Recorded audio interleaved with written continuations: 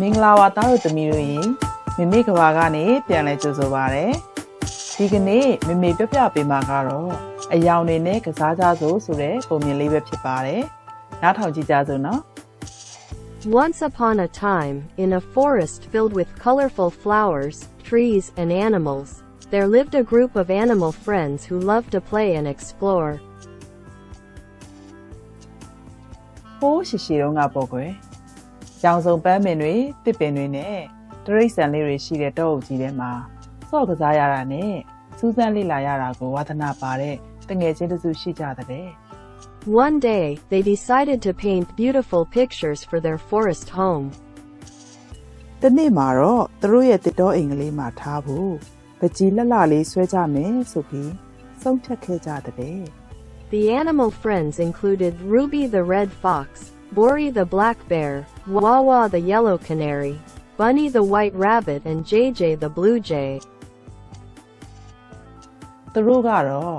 Ruby လို့ခေါ်တဲ့အနီရောင်မြေခွေးလေးရယ် Bori လို့ခေါ်တဲ့အနက်ရောင်ဝက်ဝင်လေးရယ် Wawa လို့ခေါ်တဲ့စာဝါကလေးရယ် Bunny လို့ခေါ်တဲ့ရုံပြူကလေးရယ် JJ လို့ခေါ်တဲ့ပုတ်ကလားငှက်ကလေးရယ်ပေါ့ As they began to paint, they realized they didn't have all the colors they needed. စပြီးသိချကြတဲ့အချိန်မှာတော့သူတို့လိုချင်တဲ့အယောင်တွေအားလုံးမစုံဘူးဆိုတာသတိထားမိလိုက်ကြတယ်တဲ့ Ruby had red paint, Bori had black paint, Wawa had yellow paint, Bunny had white paint, and JJ had blue paint. Ruby မှာအနီရောင်ဆေးရှိတယ် Bori မှာအနက်ရောင်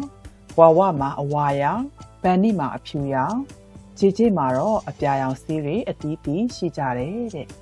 But they needed green for the leaves on the trees, light blue for the sky, purple for grapes, orange for the pumpkins, gray for the stones, and pink for the flowers. ဒါပေမဲ့သူတို့မှာတစ်ရွက်လေးတွေကိုချဲဖို့အစိမ်းရောင်ဆေးရယ်ကောင်းကင်ကိုချဲဖို့မိုးပြာရောင်ဆေးရယ်စပစ်သီးတွေအတွက်ခရမ်းရောင်ဆေးရယ်ရွှေဖြုံသီးတွေအတွက်လိမ္မော်ရောင်ရယ်ကြောက်တုံးတွေအတွက်မီးခိုးရောင်ရယ်ပန်းတွေကိုချဲဖို့အတွက်ပန်းရောင်ရယ်လိုနေသေးတဲ့ The animal friends decided to experiment with mixing their colors to create new ones. တရိတ်ဆန်လေးတွေလည်းသူတို့မှာရှိနေတဲ့အယောင်တွေကိုရောစပ်ပြီးအယောင်အသစ်တွေရအောင်စမ်းသပ်ကြည့်ကြဖို့ဆုံးဖြတ်လိုက်ကြတဲ့ First, JJ suggested they mix blue and yellow to create green. ပထမဆုံး JJ ကအစိမ်းရောင်ရဖို့အတွက်အပြာနဲ့အဝါကိုဆက်ဖို့အကြံပေးတယ် Wawa added a few drops of blue paint to her yellow paint, and the animal friends were amazed when they saw the color turn green. Wawa ကသူ့ရဲ့အဝါရောင်ဆေးတွေကိုအပြာရောင်ဆေးလေး၄-၅ စက်လောက်ထည့်ပြီးဆက်လိုက်တယ်အစိမ်းရောင်လည်းပြောင်းသွားရောတငယ်ချင်းတွေကအံ့ဩသွားကြတာပေါ့ They all agreed that green was the perfect color for the leaves. အဲ့ဒီအစိမ်းရောင်ကတစ်ရွက်လေးတွေကိုချဲဖို့အကောင်းဆုံးပဲလို့သူတို့အားလုံးသဘောတူလိုက်ကြတယ် Next, they needed light blue for the sky. Bunny added a little bit of white paint to JJ's blue paint and stirred it together. နောက်ပြီးသူတို့ကကောင်းကင်အတွက်မိုးပြရောင်လိုတယ်လေ Bunny ကသူ့ရဲ့ဆေးဖြူရောင်နည်းနည်းကို JJ ရဲ့အပြာရောင်ဆေးနဲ့အတူတူရောမွေလိုက်ကြတဲ့ The animal friends were excited to see the beautiful light blue color they had created. သူတို့ဖန်တီးလိုက်တဲ့သိလှတဲ့မိုးပြရောင်ဖြောဖြောကိုမြင်ရတဲ့အချိန်မှာတော့အရန်ကိုပြောကြတာပေါ့ And then they mixed red and blue to made purple, red and yellow to made orange, white and black to made gray. အဲ့ဒီနောက်မှာတော့ခရမ်းရောင်ရအောင်အနီနဲ့အပြာကိုဆက်တယ်လိမ္မော်ရောင်ရအောင်အနီနဲ့အဝါကိုရောတယ်မီးခိုးရောင်ရအောင်တော့အဖြူနဲ့အနက်ကိုဆက်ကြတဲ့ Finally, they needed pink for the flowers. နောက်ဆုံးမှာတော့ပန်းတွေကိုအရောင်ချဲဖို့အတွက်ပန်းရောင်ပဲလိုတော့တဲ့ကွယ် Bori suggested they mix red and white to make pink. Ruby and Bunny added their red and white paints together and stirred them up. အနီကိုအဖြူနဲ့ဆက်ကြည့်ဖို့ Bori ကအကြံပေးတဲ့ Ruby နဲ့ Bunny ကသူတို့မှာရှိတဲ့ဆေးအနီနဲ့အဖြူကိုရောပြီးမှွေလိုက်ကြတာပေါ့ Wow, they had created a lovely pink that was perfect for the flowers. Oh, ပန်းတွေကိုချဲဖို့ချစ်စရာကောင်းတဲ့ပန်းရောင်လေးကိုလည်းသူတို့ဖန်တီးနိုင်ခဲ့ပြီလေ The animal friends were very happy with their painting and how they had mixed the colors to create new ones. အဲ့ဒီလိုနဲ့တရိတ်ဆန်တငယ်ချင်းလေးတွေဟာသူတို့ရဲ့ပကြီကားနဲ့